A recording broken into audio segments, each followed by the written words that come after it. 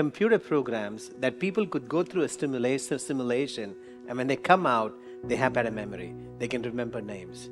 And the reason we thought of it that way was because we took for granted the predictive intelligence of what capabilities will truly help a person. People required predictive intelligence before they learned transformation tools. And I think that is one of the most amazing things that can happen.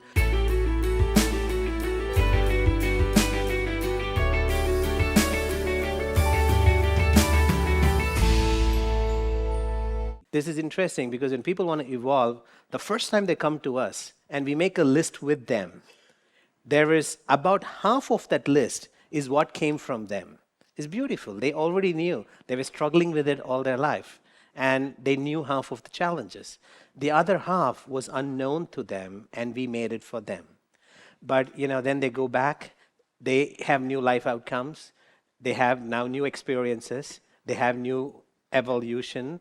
Now the next league of outcomes are possible for them. And when they come the second time, it's interesting, only 96% of the things we write for them was not in that person's awareness. Because we are not used to evolving so fast. We take 5-6 years to figure out what do we need next. But I'm confident that today you would be able to pick something that is appropriate, meaningful, and game-changing for you. The whole idea of excellence installation started because in the beginning of how we started our journey, Harini and I wanted to get rid of all human beings who were learning NLP, and we wanted to bring in machines that can do that work for people. Because, the way it started is, I was very good with NLP, and I was a chief technology officer, and people would come in with, as in my office, there were people who couldn't sleep, want to quit smoking, and I would just help them. And that's how I met Harini too, and she was a playback singer. She is a playback singer, and she's sung for Rahman and others. And she was working in that organization as an intern, and she once invited me for one of her concerts. So I went over there and I was very happy and she was happy. But at the end of the concert, I told her, hey, why do you keep coming back to this lyrics book? Is it not possible for you to remember all of the songs that you're performing? She said, oh, if I've learned it a while ago, I can. But if I'm learning it just now, it's a little difficult. So I said, what if I spend 45 minutes with you and you don't have to ever again have dependence on that lyrics book? And she said, that'd be wonderful. I could just flow anywhere I want on the stage. So we did that for 45 minutes, and the next day she went and she performed in Music Academy.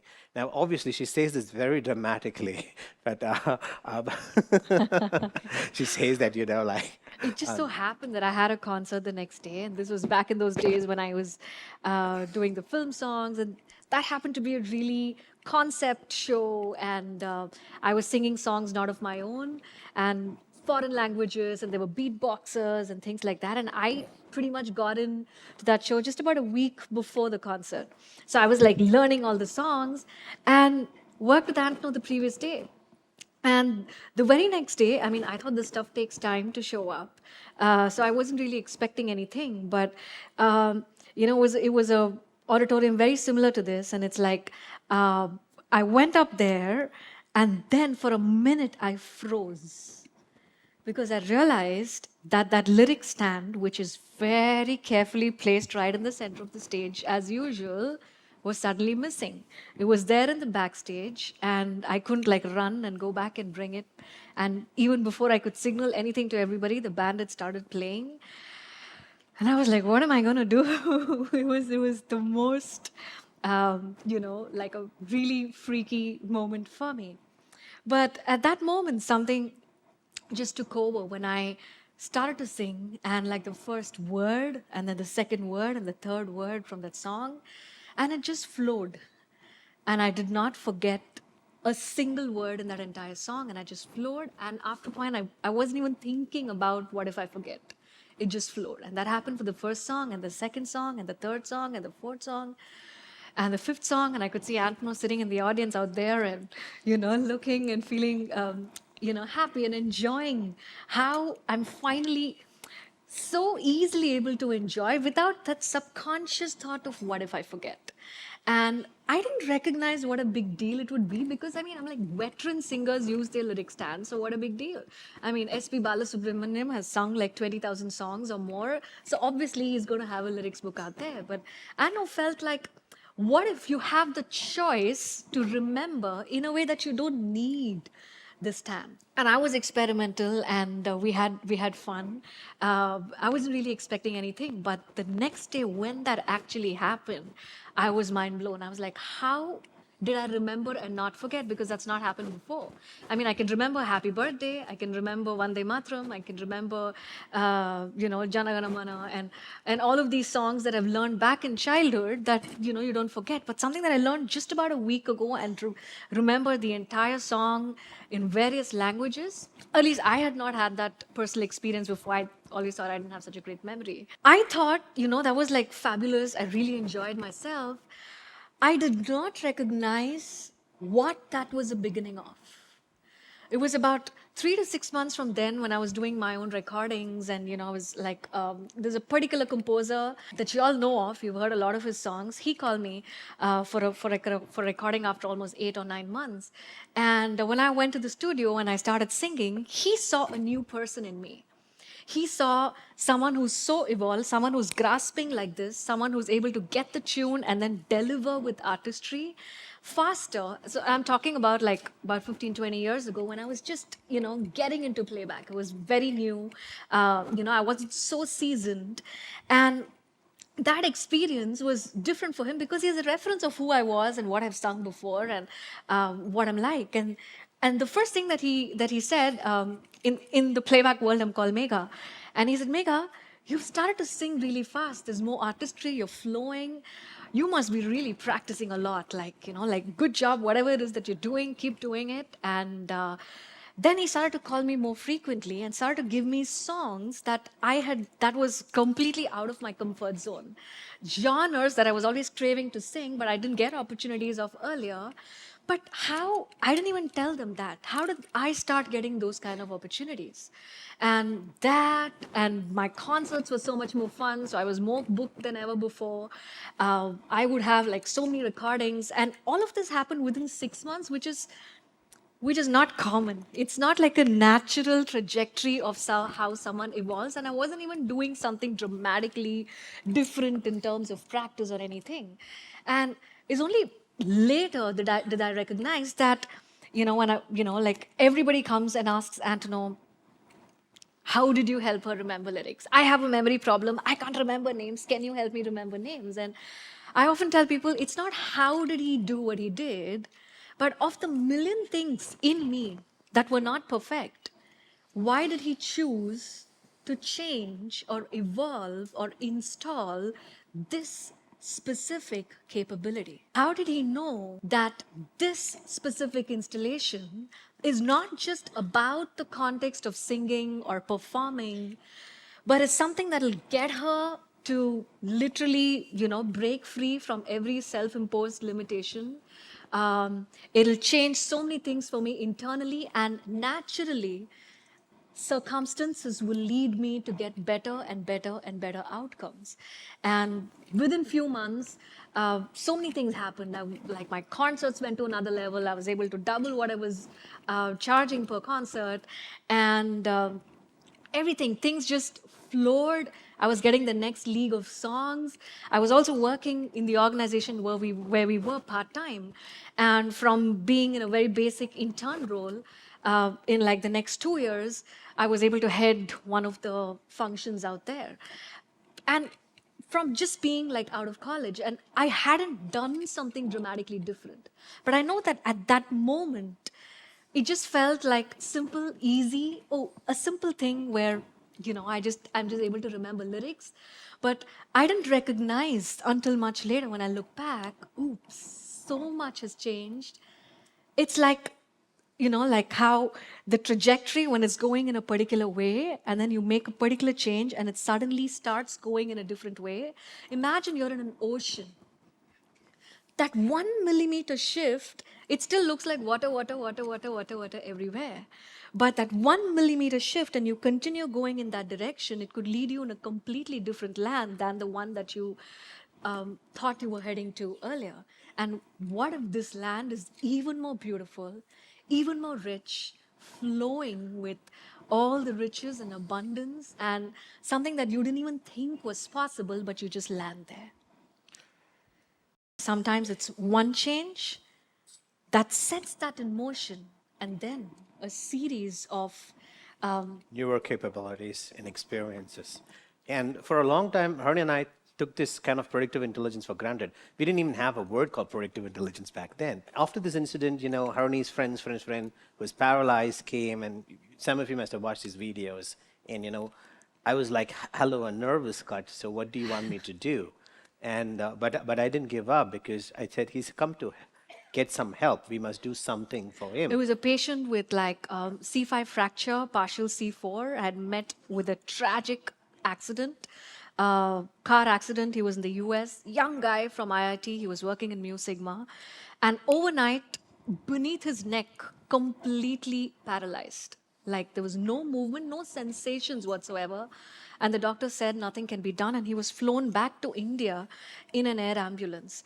And the doctors did a variety of different tests and said there's no movement or possible because the nerve is cut. So we helped him, and it's a long story. You could see it on YouTube. But the idea was, at that time, Harini said, "Why don't we take this technology to the rest of the world?" And we're like, "Yeah, we can't help everyone who's paralyzed to walk, but we can help them feel better, learn lyrics, remember things, sleep better, stop smoking." So the idea at that time was to create computer programs and machines and robots that can actually, it's so different from what we're doing now. It's interesting because back then, what we really wanted to do was create computer programs that people could go through a simulation, and when they come out, they have better memory. They can remember names. And the reason we thought of it that way was because we took for granted the predictive intelligence of what capabilities will truly help a person. The same memory that I helped them with, you give it to someone else, they'll become depressed, very depressed in their life. In fact, the guy who owns the Guinness Book record for the best memory, he's a very depressed person because he can remember all the worst things that happened in his life. So capabilities have to, come with intelligence. It has to be a set. Imagine if a spider bit Spider-Man, and now he has these webs coming out of it, but he didn't get strengthened. His bone wasn't strengthened. His muscles weren't strengthened. And then he does this, and he goes and bangs into that wall. His skull would break, and he would fall down and die. So even in the movie, even in fiction, we know that capabilities come together. It's a set, and that's predictive intelligence. And we thought, we took this for granted. We thought everybody knows this. Everybody knows what would be, important in their life. What capability will be a game changer? So we were obsessed about building machines. And so we said, let's do this on 1,000 people. If it works, we know it's a technology. Let's teach it to 100 people, and if they can get the same results we're getting, we know it's science. But what we found out is that the predictive intelligence is not so common. People can do silly things. I had people who would come in and ask for, silly things. Like I had a guy who came in and he was like, I have this gastric issue in my stomach. I'm like, how is it bothering you? And he's like, it's okay, but I met you and I've been waiting for a long time, so I have to ask you something. And I looked at him and I said, I had this intuition that his family was falling apart. I said, isn't your family falling apart? He said, yeah. And the thing with Funny Kumar is that when he became paralyzed, he came to me early on. But I have met people who are paralyzed, and when doctors say it's not possible, they try alternate medicine, they try this, they try that. And after 4 or 5 years, the possibility that they can regain movements is completely off limits. It's off their head. So they start building a circle around it. So when they come to me, if someone is paralyzed and they come to me 5 years later, they don't ask me, can you help me regain movements? Even after watching all my videos. They'll ask me, can you help me accept the situation? And this man was like, yeah, isn't your family falling apart? He's like, yes. And I'm like, what stops you from wanting to change? Oh, she's like that, but I said, it looks like you love her. She's like, yes, but there's nothing I can do about, the fights we have and the things. And I said, well, but if you change, she can change. And he said, how is that possible? I said, well, imagine, you have access to a house through a window, and you have modern technology through which you can paint the entire house. I can change you and change her. And he said, well, that sounds like Harry Potter. I said that installations can do things that Harry Potter's wand can't do. Because we've helped people, fall back in love again when they're so sure that they're separating. We help them, get his family back, and they're happily married. They're very happy. When you look at them, they look like brothers and sisters. Like, and there was a time when they wanted to separate, and we tracked these for years together. So, somebody in our team might write, when people are happily married together, after 10 years, they look like brothers and sisters.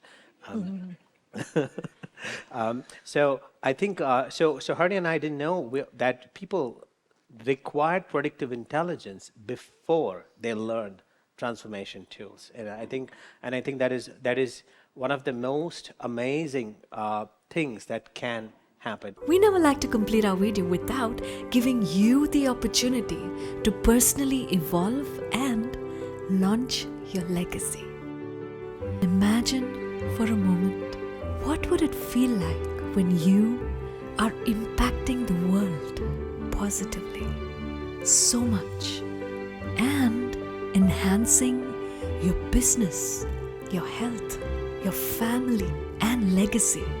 All of this together simultaneously, continuing to grow leaps and bounds, fast and smoothly.